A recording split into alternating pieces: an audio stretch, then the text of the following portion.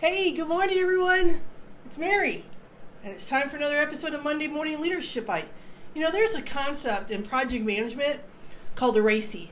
And RACI is an acronym that basically stands for Responsibility, Accountability, Consulted, and Informed. And it is a tool that project managers and their teams will do.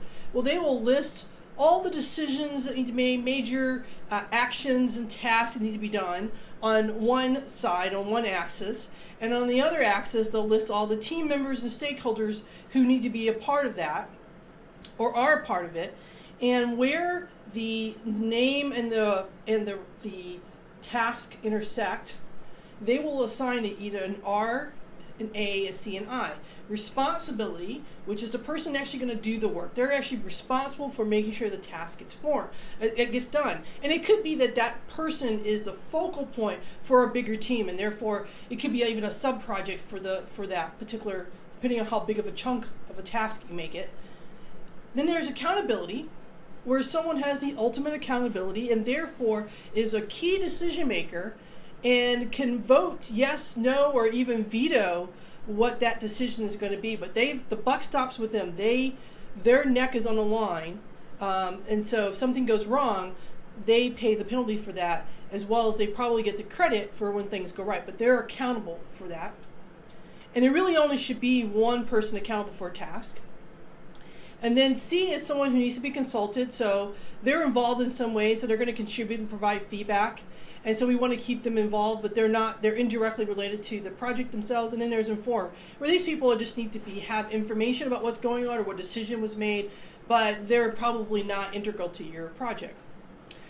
And a couple weeks ago, I was having a discussion with someone regarding a task that did not get completed, a fairly major task. It had been, the time to complete had been pushed and pulled a couple different times. And they kept telling me how it was someone else's fault, how someone else was to blame for why the task didn't get done. And we got into this big discussion about fault, responsibility, and accountability.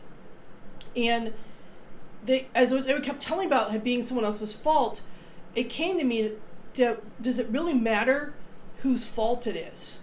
The bigger question is who's accountable for fixing it? Who's accountable for making sure it happens? Who's accountable for making sure that it still gets accomplished? And I think we can sometimes get ourselves stuck on placing blame or determining whose fault something is or determining whose responsibility something is. And then doing that, we abdicate our own accountability for that particular item. So here's the rub. Responsibility and accountability, they don't go together. And it's horrible and it sucks, but if your company is going through major changes, maybe there's layoffs or maybe they're asking you to do more responsibility. So maybe someone key in your organization has left and now you've been placed upon the work of two people versus one person. Maybe your manager's changing. You know what? That's uncomfortable, but it's not end of the world. And somewhere along the line, you got to learn to deal with it. You can't place blame on the organization for turning your life upside down. Maybe you grew up from a broken home, and that sucks. Maybe it was an abusive situation, and that's horrible. But it is your responsibility, your accountability for your own life to be able to take all the brokenness that you grew up with and mend it and build something meaningful out of it. That is your responsibility, that you get to determine your joy. Maybe someone's wronged you in the past, a family member, a friend. Maybe someone in your community didn't do what they were supposed to do. They failed in their commitment. Maybe someone in your team, maybe someone in your family didn't do what they said they were going to do. And I wish it was true that we could make them right the wrong, make them responsible, but we can't. See, we can get ourselves stuck in wanting someone to suffer, someone to be punished, someone to give us recompense for our discomfort. We want the other person who did the deed to fix it and for them to be responsible, but that is not how it works. It is your life. your vision, your goals, your heart. It is your responsibilities. You are accountable for the things that you have control over. As leaders, we can get stuck in this do loop of trying to figure out who's at fault, trying to figure out who needs to pay, who needs to fix it. And when we do that, we become the victim. And we can get stuck in this victim mode and stuck in suffering when as leaders, we've got to take responsibility. We have to be accountable. It may not be justice. You may want to seek justice in a situation. You may not get that, but you can be fair and equal. You can be the victor, not the victim. You don't seek justice. Vengeance is not yours. What you can do is change the narrative. Change your mindset.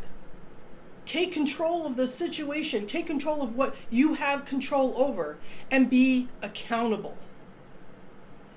As leaders, we were bestowed a responsibility, and we can't always shift that to someone else. It is a bad break when something doesn't happen and you're stuck picking up the pieces. But that's what it means to be a leader. Whether you're a leader at home, whether you're a leader at church, whether you're a leader in a community, whether you're a leader at work, it doesn't matter.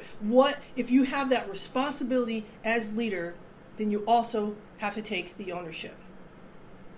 I would like to hear from you. I'd love to see your comments on this topic, responsibility versus accountability.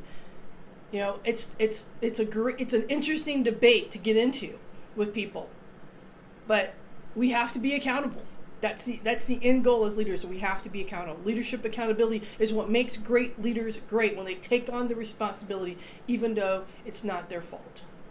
So, like the video, share the video, provide me your comments, and this has been another episode of Monday Morning Leadership Bites. Have a great one.